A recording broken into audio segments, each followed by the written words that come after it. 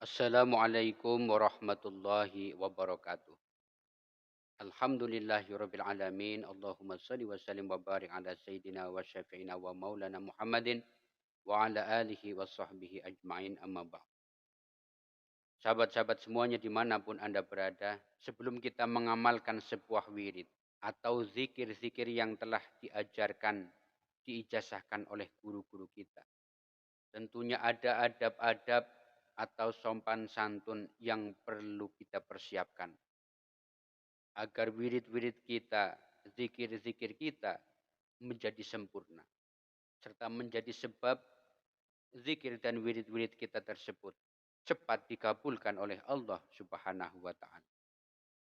Adapun adab-adab ketika kita melaksanakan wirid atau zikir-zikir yang telah diajarkan guru kita adalah sebagai berikut. Yang pertama adalah kita harus bertaubat, yaitu dengan taubatan nasuha.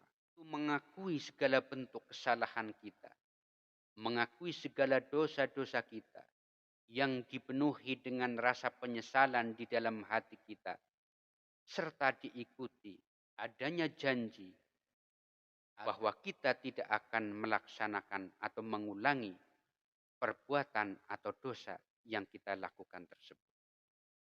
Itulah yang disebut dengan taubatan nasuha. Dengan taubatan nasuha, menjadikan wadah jiwa kita menjadi bersih. Sehingga ketika jiwa kita bersih, maka jiwa kita siap untuk menerima transmisi berupa cahaya dan khawas serta asror yang dihasilkan daripada zikir-zikir wirid yang kita amalkan tersebut.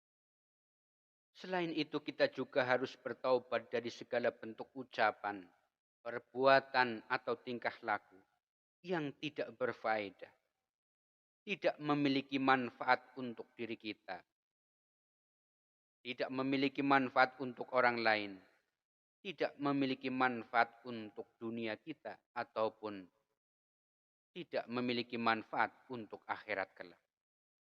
Jika kita mampu bertaubat semacam ini, insya Allah apa yang kita wiridkan dan kita zikirkan akan cepat dikabulkan atau membuahkan hasil dari sisi Allah Subhanahu wa taala.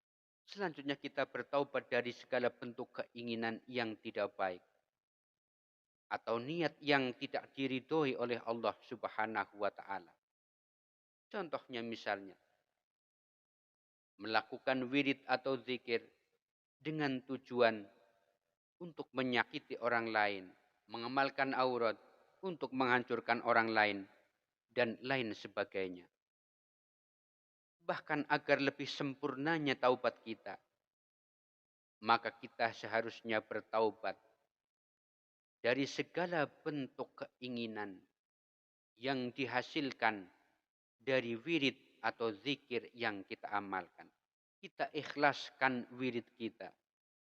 Kita ikhlaskan zikir-zikir kita hanya semata-mata untuk mendapatkan keriduan dari Allah Subhanahu wa taala. Sehingga wirid-wirid yang kita amalkan lillahi taala tanpa embel-embel apapun atau keinginan-keinginan apapun yang bersifat duniawi maupun akhirat. Inilah taubat yang paling sempurna bagi orang-orang yang melaksanakan atau mengamalkan aurat-aurat tertentu. Adab yang kedua adalah hendaknya kita membersihkan diri kita. Setelah membersihkan batin kita melalui taubat, taubatan nasuha, maka sudah seharusnya kita membersihkan zohir kita, membersihkan badan kita, membersihkan pakaian kita, membersihkan tempat yang digunakan untuk berzikir, yaitu dengan mandi dan mengambil air wudhu. Kemudian mengenakan pakaian yang bersih lagi suci. Untuk lebih sempurnanya, hendaknya kita memakai wangi-wangian agar segala bentuk energi positif yang hadir, baik itu dari kalangan arwahul muqaddasah, dari kalangan malaikatul huruf, malaikatul asma, dari kalangan jin-jin muslim yang taat, mereka akan merasa senang karena mencium aroma wewangian. Adab yang ketiga, hendaknya kita bersikap tenang, tumak nina, dengan menghadirkan kekhusyuan di dalam 5 panca indera kita. Dengan menghayati setiap amalan atau lafal zikir dan wirid-wirid yang kita amalkan.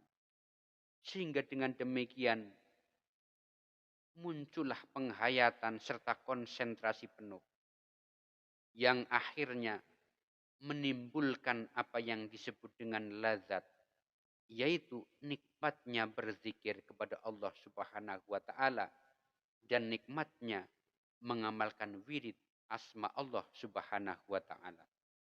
Kemudian adab yang keempat adalah menghadirkan hati, menghadirkan himmah kita, terutama himmah kepada guru-guru kita yang telah mengajarkan dan mengijazahkan daripada wirid dan asma yang kita amalkan tersebut.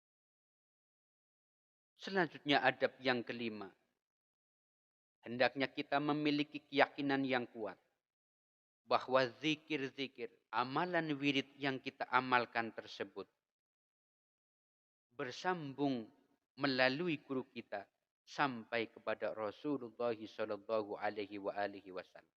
Dengan keyakinan yang kuat semacam ini, maka akan mengalirlah aliran cahaya yang berasal dari Rasulullah Sallallahu Alaihi Wasallam melalui setiap mata rantai daripada guru-guru kita sampai kepada guru yang mengijazahkan amalan wirid tersebut.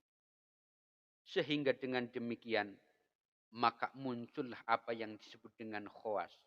Memancarlah cahaya-cahaya dari setiap amalan yang kita wiridkan. Terbukalah rahasia-rahasia dari setiap zikir yang kita lafazkan. Sebab keberkahan guru dan setiap mata rantai guru dari setiap wirid-wirid yang kita amalkan.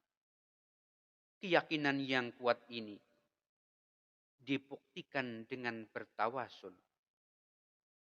Sekurang-kurangnya membaca Fatihah. Dikirimkan kepada guru-guru kita. Terutama guru yang memberikan ijazah amalan untuk kita. Agar ikatan kita menjadi kuat. Menjadi mata rantai yang bersambung untuk mengalirkan cahaya-cahaya ruhaniyah daripada lafaz-lafaz wirid yang kita amalkan.